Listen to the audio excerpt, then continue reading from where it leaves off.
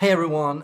So, in Neo-Jungian typology, we have revolutionized the idea of what an INFJ is, and we have found three core things that all INFJs should know about themselves. Three genetic traits that I think play a big impact on who an INFJ is and why they are so goddamn moody. Okay, jokes aside, INFJs have, first of all, a high amount of prenatal dopamine.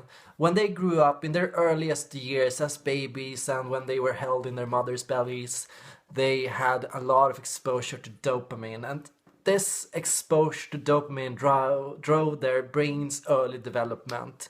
Now, this is theory one. This is the most hypothetical part, but I think this is a huge influence on how the INFJ lives their lives. They always live their life relative to dopamine, and they are highly responsive to dopamine. So, something that is mildly exciting to other people tend to be very exciting to INFJs and ENFJs. Now, what separates the two is that when INFJs get an exposure, a kick of dopamine, what usually happens is they start to become cautious. They start to worry if they've made a mistake or if they are safe or if they are secure. So this triggers kind of a self-preservatory instinct in one way because they start to worry, they start to think about the situation, and they become more reflective even on the experience of dopamine. And this usually triggers INFJs to pursue dopamine kicks through very subtle forms of information. So through reading, stories, listening to adventures, things like that that are more safe, I think. And now, an INFJ usually lives or grows up with some dream to experience things or to witness amazing things. Even though this cautionary reflex is there, they are dreaming about it a lot and they love to daydream about it. Now, the problem is they are also judgers, and judgers have a slow breakdown of dopamine. So another problem for INFJs that I've come to notice is that INFJs have an ability to hold an interest in something for a very long time, and once they have gotten interested in something, it usually takes a long time before they are done with it. So they can get really obsessive about something. They can get really into something that other people would shrug about and just move on to very fast. So INFJs are constantly, because they are intuitives, also living in opposition to their instincts. They are always reflecting about their instincts. So when dopamine comes, intuition steps in and says, what are you doing? Is this really smart? Is this really the right way to do things? Intuition is cognitive flexible. Intuition has cognitive flexibility. So an INFJ, in response to dopamine, tends to do the opposite thing of what dopamine tells it to.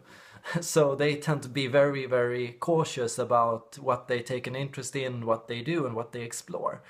They always tend to want to think first, and I think they think a little too much.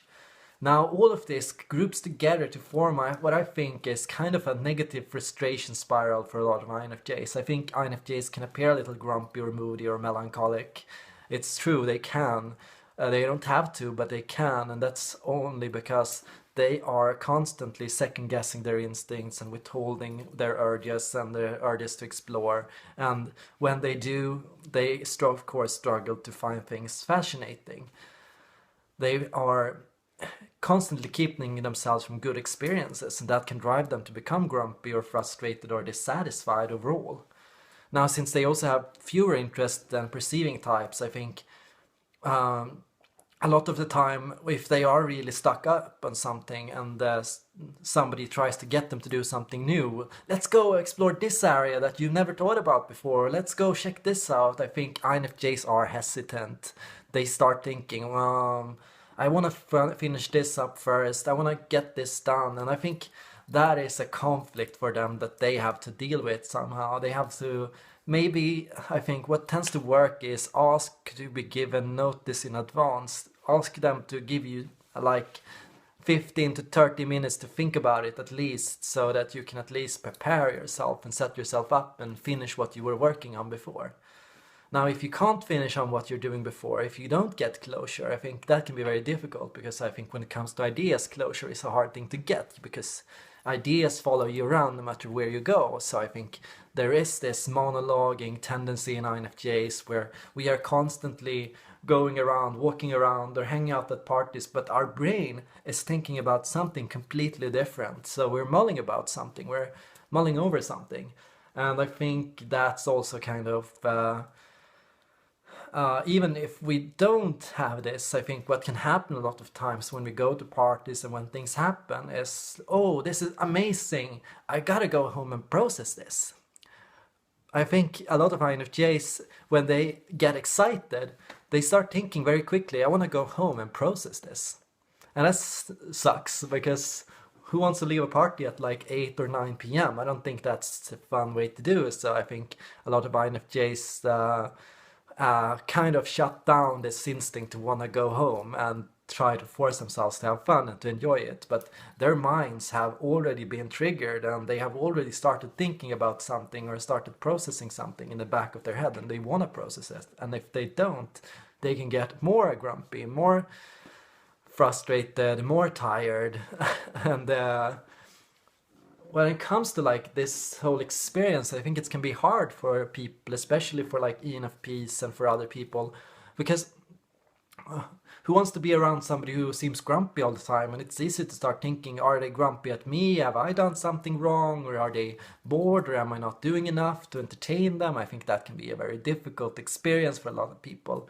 But the thing is, I don't think INFJs are usually grumpy at people. I mean, usually it comes down to so many other things, like and the best way to deal with this, I think, is to actually go out and have experiences in your own way, do the things you find fascinating. Don't constantly shut yourself down, but actually find positive ways to get more fun and enjoyment out of life.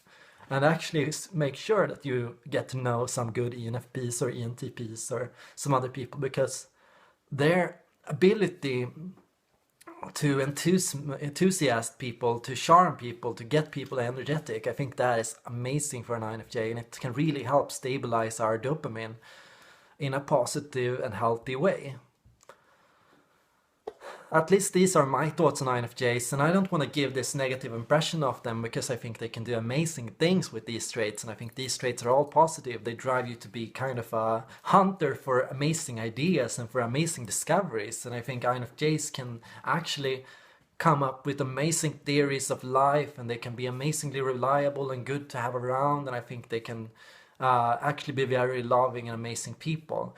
But I think when it comes to these instincts, I think we all have things to think about, and we all have things to do before we can become truly self-realized and truly happy. That's my opinion, that's my take. What are your takes on INFJs? How do you experience them? Feel free to give a like or leave a comment down below and share your story. Thank you for watching.